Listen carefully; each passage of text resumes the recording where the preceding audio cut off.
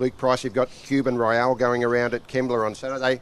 Last race for the 10-year-old, the favourite of that stable. Yeah, sad day. He's been a great war horse for the stable. I think it took him 8 or 9 runs to break his maiden, and then he finally broke it, and he sort of hit a flat period when he was about 5 or 6, and then he come good again and, ended up winning a stakes race, and he was very good in the Gong last year. He ran 6 in the Gong last year and wasn't beaten far.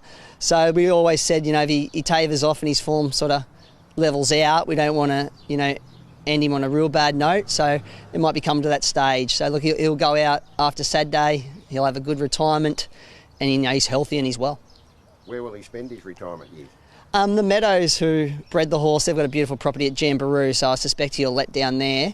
But I think we'll be looking for someone to show him, because he's the sort of horse that just loves working and loves doing something. So if there's the right show person out there looking for a hack or something like that, I think he'll make the grade there, and he'll have a good retirement, because he's a horse that loves going to work. That's why he's 10 years old and he's still racing.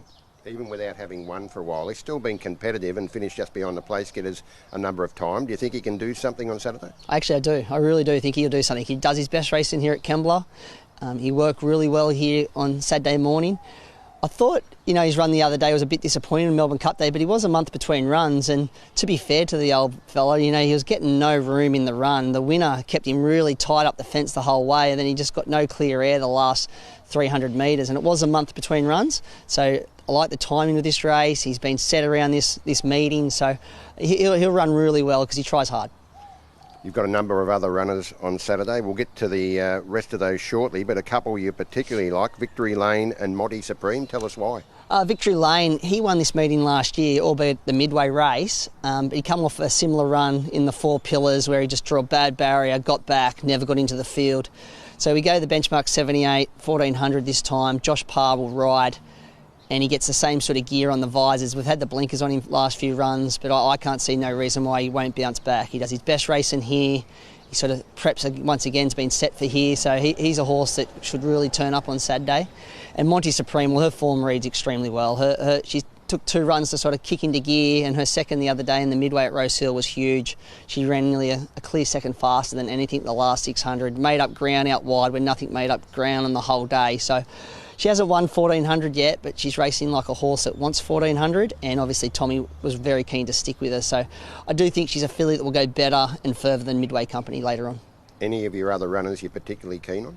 I thought Extreme Freedom was a real eye-catcher in the 4 Pillars last start, where it was just, wrong race for him. He drew bad, got too far back, but was doing his best work the last 100 and through the line. He does his best racing here at Kembla, screaming out for 2,000. He sees 2,000 here on Saturday. He's got no weight. Rachel King on. It wouldn't surprise me if he's a really good each-way bet for the punters. The Gong, you won't have a runner yourself, but you know what it takes to win that race. You've had Count de Rupee win it 3 years ago, went on to become a Group 2 winner and 2.6 million in prize money before the horse's untimely passing. So you know what it takes to win. Have you got a choice in this race? Oh, look, I think Gringotts is a standout for me. I think he's a Group 1 horse in the making, winning these pop-up races and doing the right things. The way he races, he's very adaptable. You can go forward, you can go back. I know Tommy has a huge opinion of the horse, but he does also have to carry 60 kilos. But I think looking at the weather and the track, we're going to get a true track. We're going to get, a soft 5 to a good 4, and I'll take a good horse to beat him. I think he might be a little bit better than these ones. The Hunter ramped up last week, a bigger crowd than they've had in previous years. What about the Gong this week? What's your advice to people who are thinking about going?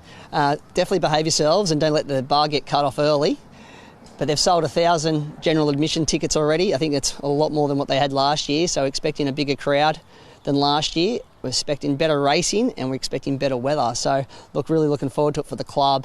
It should be a really good day out, and hopefully everyone can get there and support the locals. Mitchell Beer, you've got Clever Art in at the Gong meeting, won the Big Dance Eligibility Snake Gully Cup at Gundagai last Friday. Backing up quickly, but it looks like it's suited from that. Yeah, we just keep racing her and she just keeps thriving and improving. So couldn't be happier with how she's come through. And we've only got to walk her across the road here, which is a big advantage, and nothing like a mare in form. This campaign began with a couple of trials before a race start in late July. So it's been up for a while, but appreciates it. Yeah, we sort of got her mid-preparation. She'd had a couple of starts and went online, and we purchased her, and came here, and she's just, the more racing she's done, the better she's got. So, she's benchmark's gone up. Fortunately, there's been plenty of prize money to equate for that. But nothing like a mare in form, and we've just found the trick to her. She just goes down to the beach. She does very little galloping and saves it all for race day. And she's bounced through that last run, so pretty keen to run her here Saturday. So what's the race it's in, and why does it particularly suit? She's in the benchmark 78 1400, gets in really well at the weights there. She likes those fast run 14s, which big field here at Kembla in a good race. She's got a big track where she can wind up and hit home. So the way she's pulled up, we've had to do nothing with her. She's rock hard fit, so it's really easy to freshen her up and go to the 1400. Old Greg's another one you like on Saturday? Yeah, old Greg, he's had 2 feet out the gate for a while. He hasn't been trying very hard, and same thing, we just sent him down the beach for a fortnight, did no work with him, and I'm still looking at that photo at Canterbury from Friday night and working out how he got beat. So gelding back in form, and again, he'll go around with 53.5 kilos on the minimum here on his home track where he races really well, and the 2,000 metres will be ideal for him. You have accepted with several others. Any of those you like? Yeah, got a few in the midway. It'll be a tough race. I think every second trainer here at Kembla's got 3 in it. So we'll all want to win our hometown midway. We've got Fumico, You're Not the Boss, Los Padres. So they're all pretty even, and it'll probably just come down to the runs that they have. So, we've got a nice spread of runners across the day. It'll be busy on and off the track. I think we've got 160 in a marquee here, double-story marquee at about the 100-metre mark. So we don't want to have too many runners. We've got to save a bit of time for socialising and partying like everyone else. You are quite an entertainer, aren't you? Well, I'm a touch partial to having a beer and a good time. Just something that's always worked pretty well for me. So I think I'll have pretty good encouragement there with all our owners on Saturday. No runners in the gong, but that's the aim for the future, to get runners in big races like that, isn't it? Yeah, I mean that's where we want to get to. I mean we've been here 12 months now, and last year we had no runners, and this year we've got 4 and 50 in work, and it's been an incredible 12 months. So the next goal is to get to those better races, and hopefully next year we're well in contention in the big one. That move you're talking about was from Albury to Kembla. Any designs on going to the Big Smoke in Sydney?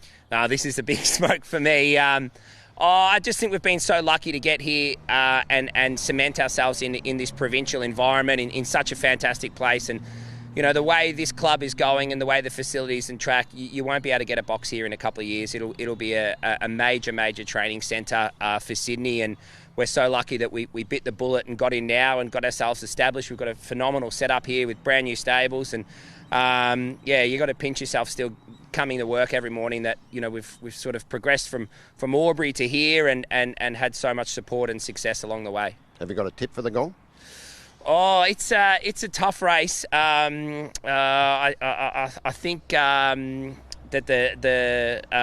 I think Joe Pride's probably hard to split a few of his, but I think it's a race that he's been targeting for a while, and he'll be pretty hard to beat. What do you say to the people of the South Coast? Get here? If you're not here on Saturday, there's something wrong with you. It's going to be absolutely huge. I thought I got my dates mixed up when I rocked up here on last Saturday. There was that many people. I thought, geez, they're going to be in for a gong day.